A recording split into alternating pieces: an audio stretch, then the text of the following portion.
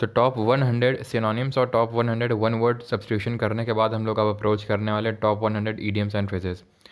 Synonyms और one words की PDF मैं आपको दे चुका हूँ टेलीग्राम चैनल पे।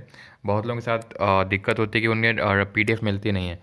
तो टेलीग्राम चैनल पे आप जाएँ, वो जो लोगो बना रहता है उस पर क्लिक करें, फिर एक फाइल्स का सेक्शन मिलेगा आपको, फाइल्स, उसी में देखें आपको मिल जाएगी वो पीडीएफ। ठीक है, इस वीडियो में आप लोगों को 40 करवाने वाला हूँ।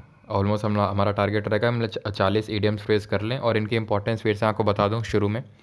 देखिए, ये मैं ऐसा नहीं बोल रहा हूँ कि पूरा है, यानी सब कुछ है पूरा, एक एक ईडियम, ईडियम कहीं से भी आ जाए, वोकैब हो गया, वन वर्ड हो गया, कहीं से भी आ जाए, कुछ किसी को नहीं पता। लेकिन एक पर्टिकुलर डोमेन होता है कि 90% यहीं से आएंगे, तो मैं वो 90% ही आपको करवाने की कोशिश कर रहा हूँ, तभी मैंने ये टॉप 100 की सीरीज़ लाया हूँ, ताकि जो भी एकदम, वही मैं मलाई बोलूँ या फिर बोलूँ कि सबसे वेरी वेरी इंपॉर्टेंट, वो मैं आपको करवा देना चाहता हूँ। ताकि अगर मान लो कि कोई ऐसा है, कोई ऐसा हो, कोई वैसा से कोई मतलब नहीं है मेरा, बस ये मेरा फोकस है कि ये आपको करके जाने ही जाने, क्योंकि यहाँ से चांसेस बहुत ज़्यादा आने के। तो अगर आपने कुछ भी नहीं किया फिर सब कुछ कर लिया, तो भी आपको ये करना है। शुरू करते हैं।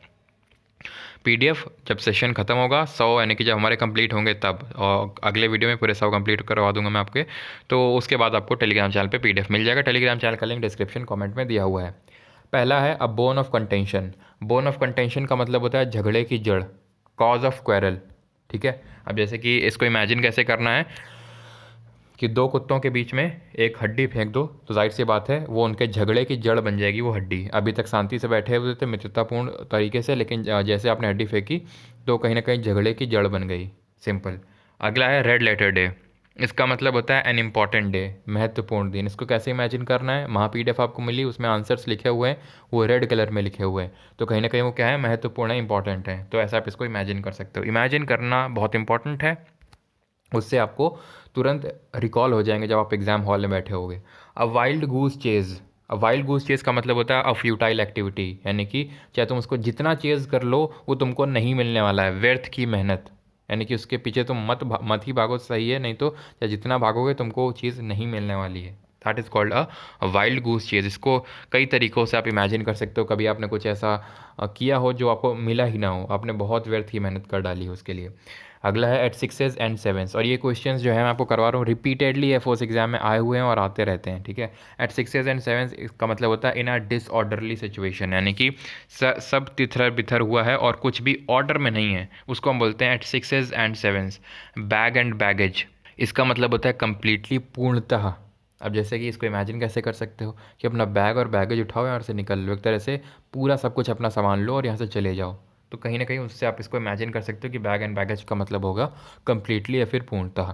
अगला है ब्लो वंस ओन ट्रम्पेट। इसका मतलब होता है टू बोस्ट, बढ़ा चढ़ाकर बोलना। इसको दो तरह से इमेजिन कर सकते हो कि जो डोनाल्ड ट्रंप थे, अमेरिका के पूर्व राष्ट्रपति, 45वें राष्ट्रपति, 46वें कौन है, जो बाइडेन। कमेंट करके बताओ कि उपराष्ट्रपति कौन है और कौन से नंबर की हैं। तो इसका मतलब ट्रम्प क्या करते थे, बोस्ट करते रहते थे, अपने बारे में बढ़ा चढ़ाकर बताते रहते थे। या फिर to blow one's own trumpet, यानी खुद की ही ट्रम्पेट बजाते रहना। इसका मतलब है खुद की ही करते रहना, टू बोस्ट, बढ़ा चढ़ाकर बोलना। ठीक है, अगला है born with a silver spoon.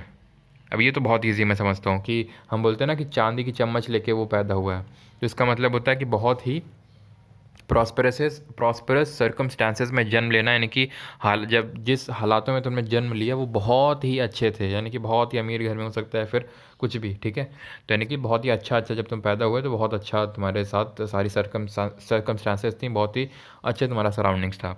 To put all eggs in one basket, 8th number, इसका मतलब होता है टू रिस्क एवरीथिंग, यानी हर चीज़ को रिस्क, दांव पे लगा देना। यानी कि मान लो कि आपके पास 100 रुपये हैं, ठीक है, 100 रुपये हैं, और आपने उसका जुआ खेल लिया, सट्टा कर लिया, फिर कुछ भी, तो आपने एक तरह से, या फिर ये तो छोटा एग्जांपल हो गया, फिर मैं ऐसा कहूँ कि आपके घर में या फिर आपके फादर के पास 10 लाख रुपए हैं, ठीक है, और उन्होंने कोई स्कीम बताई किसी ने उनको कि ये कर लो और ये पैसे डबल कर देंगे, तो उन्होंने पूरे पैसे उठा के किसी को दे दिए। तो एक तरह से उन्होंने, he has put all his eggs in one basket, उन्होंने पूरे जो अपने अंडे हैं एक तरह से एक ही बास्केट में रख दिए, एक ही टोकरी में रख दिया। अगर वो टोकरी गई तो पूरे अंडे गए, तो पूरे पैसे गए। ठीक है, अगला है to hit the nail on the head, या फिर to hit the bull's eye. अब इसको मैंने एक ही में लिख दिया, मीनिंग में ज़रा सा थोड़ा अंतर हो सकता है, लेकिन कहीं ना कहीं एक ही सेंस दे रहा है वो, इसी वजह से मैंने दो को बजाय उसको एक ही कर दिया।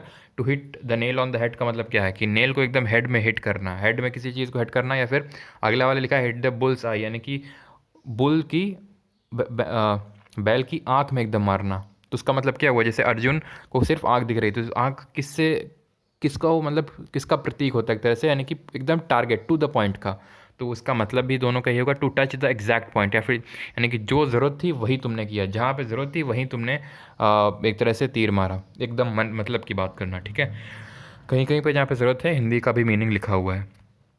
Icing on the cake, icing on the cake का मतलब होता है something that turns good into great, यानी कि जैसे केक है, अभी इसको मैं एकदम लेमैन टर्म्स में, सिंपल टर्म्स में समझाता हूँ। जैसे केक है, उसमें आपने कुछ चेरीज़ लगा दी ऊपर, तो एक तरह से क्या हो गया, पहले केक, केक तो पहले भी था, टेस्ट उसका नहीं बदला, लेकिन उसका एक तरह से दे जैसे वो दिख रहा, जैसे प्रतीत हो रहा, वो बढ़ गया, यानी कि पहले वो गुड था, अब वो ग्रेट हो गया। और एग्जांपल एक और देता हूँ, जैसे महा पीडीएफ पहले करंट अफेयर्स की आती थी, इस बार आप उसमें क्या करके जीके को ऐड करके उसको गुड से ग्रेट बना दिया गया है, तो कहीं ना कहीं उस केक में आइसिंग कर दी गई है, सिंपल, कैसे भी आप इमेजिन करो। To fight tooth and nail, इसका मतलब होता है टू वर्क वेरी हार्ड, जी जान लगा के मेहनत करना, यानी कि एकदम टूथ और नेल सब कुछ लगा देना, उसको बोलते हैं to work very hard. A cock and bull story, a cock and bull story का इस सिंबल होता है एक फेक स्टोरी से, story which can not be true, यानी कि जिसका सच्चाई से, वास्तविकता से कोई लेना देना नहीं है, ठीक है। अगला है बीट अबाउट द बुश, या फिर इसको आप कैसे भी इमेजिन कर सकते हो, जैसे कि फॉर एग्जांपल जैसे कि वरुण धवन की जो मूवीज़ होती हैं, that is like a cock and bull story, जिनका रियलिटी से कुछ लेना देना नहीं है, ठीक है, दिल पे मत लेना, हाँ, बस सिर्फ मैं आपको समझाने के लिए बता रहा हूँ।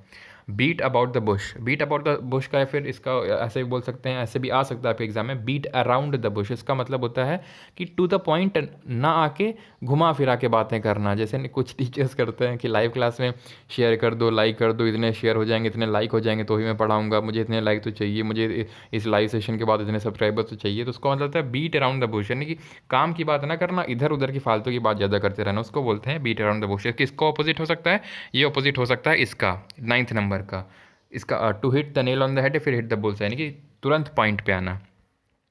फिर अगला है हमारा डोंट जज a book by its cover, ये हम बहुत सुनते रहते हैं, है ना, जब आप लोग फेसबुक या फिर इंस्टाग्राम चलाते हो तो ये भी कई बार देखने को मिलता होगा, कोई वीडियो रहता होगा और उसके ऊपर लिखा था डोंट जज a book by its cover, यानी कि बुक को सिर्फ कवर से जज मत कीजिए, यानी कि बुक के अंदर क्या है वो सिर्फ आपको जब आप पढ़ेंगे तभी पता चलेगा। सिर्फ कवर देख के आप अगर बोलें कि ओहो इसका कवर तो बहुत अच्छा है, आपने इमेजिन भी मतलब आपने ऑब्जर्व भी किया होगा कई बार कि किसी बुक का कवर तो बहुत अच्छा होता है लेकिन अंदर का मटेरियल नहीं अच्छा होता, और ये उल्टा भी कई कई बार होता है, ठीक है। तो इसका मतलब है कि हमें प्राइमा फेसी तुरंत प्राइमरली किसी चीज़ को जज नहीं कर लेना चाहिए। अगला है 15th नंबर क्रोकोडाइल टीयर्स, यानी घड़ियाली आंसू, सिंपल, क्रोकोडाइल घड़ियाली मतलब क्रोकोडाइल का तो मतलब मगरमच्छ होता है, घड़ियाल तो दूसरा हो गया, लेकिन फिर भी आप उसको वैसे याद रखने के लिए कर सकते हो, क्रोकोडाइल घड़ियाल, और टीयर्स का मतलब आंसू, इसका मतलब होता है इनसिंसियर सॉरो, ठीक है। तो इसका मतलब है कि ज़बरदस्ती के आंसू बहाना, मतलब फील नहीं कर रहे हैं लेकिन फिर भी आंसू बहा रहे हैं। और हाँ, एक चीज़ मैं आपको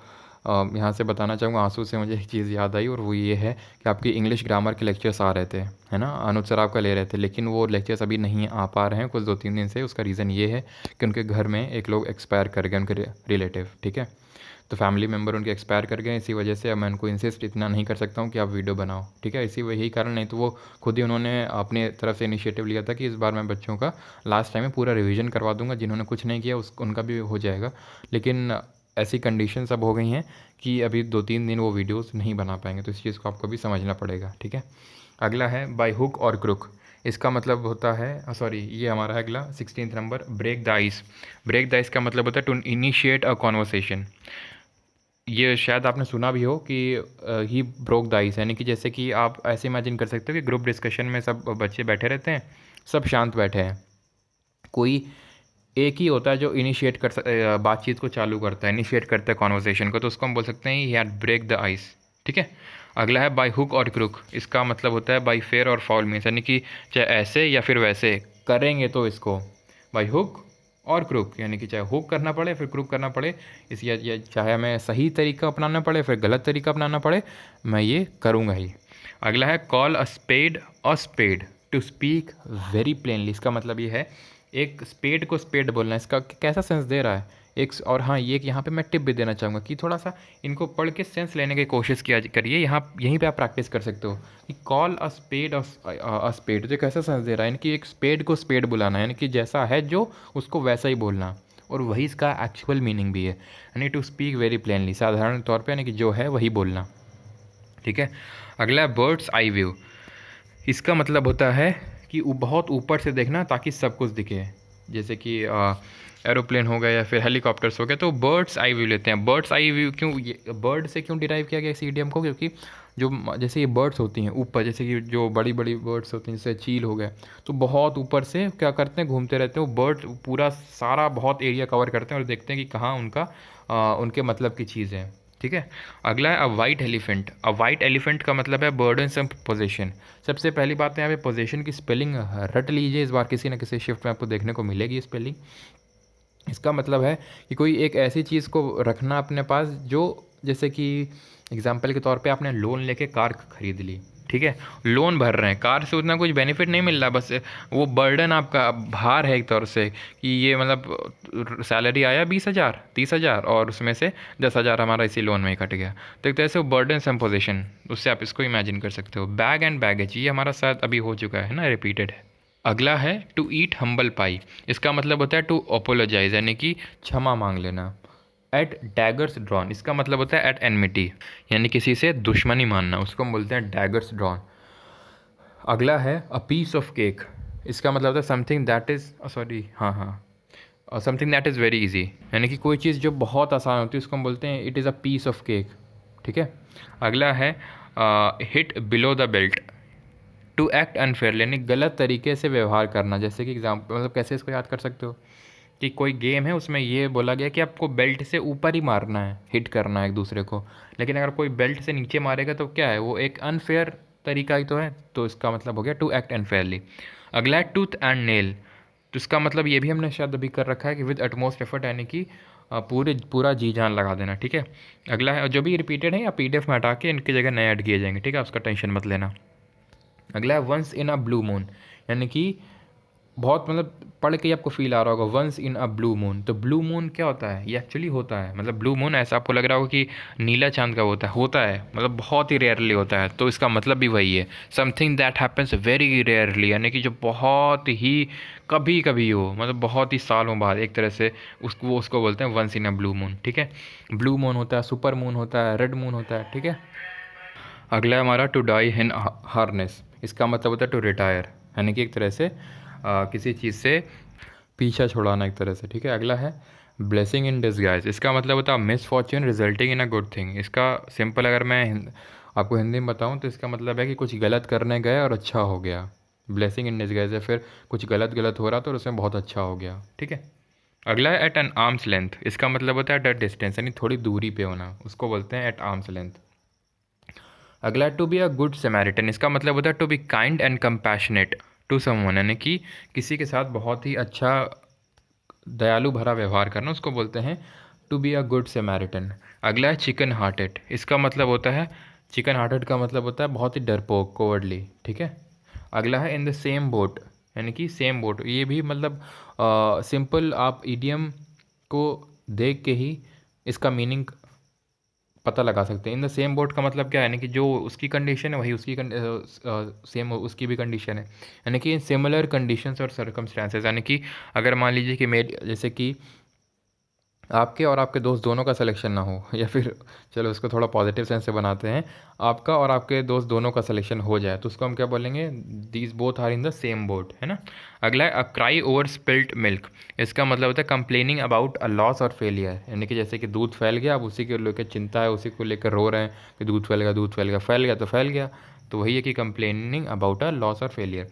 ब्रेक द आइस, तो ब्रेक दी आइस अभी हमने इसका मतलब था make people feel more comfortable, अभी हमने इसको ऊपर देखा भी था, यानी कि कॉन्वर्सेशन चालू करना है, फिर लोगों को थोड़ा कंफर्टेबल फील करवाना।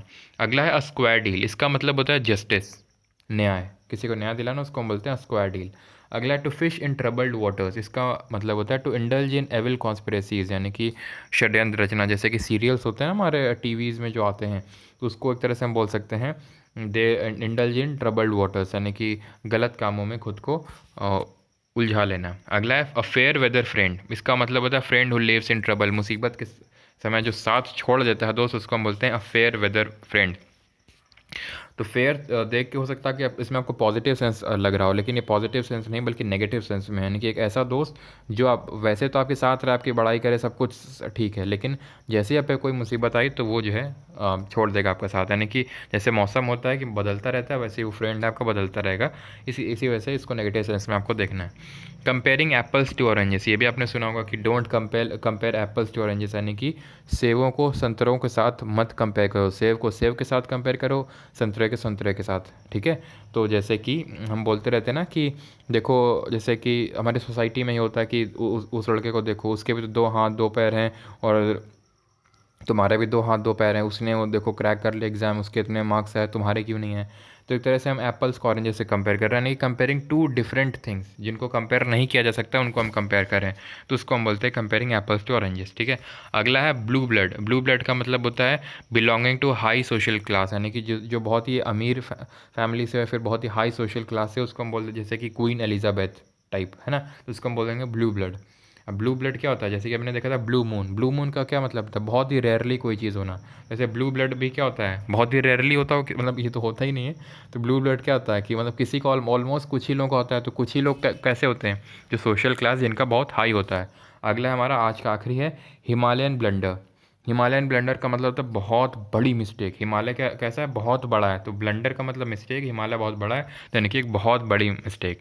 तो ये हम लोगों ने ऑलमोस्ट 40 आज ख़त्म कर लिए हैं, और जो हमारा अगला होगा वीडियो, उसमें मैं आपको कोशिश करूँगी पूरे 100 ख़त्म करवा दिया जाए जल्दी से, ताकि आपको PDF मिल जाए, और फिर हम एंटोनिम्स को भी ख़त्म कर सकें, ताकि आप रिवाइज़ कर सकें। ध्यान से सुनिएगा अब मैं जो बोल रहा हूँ।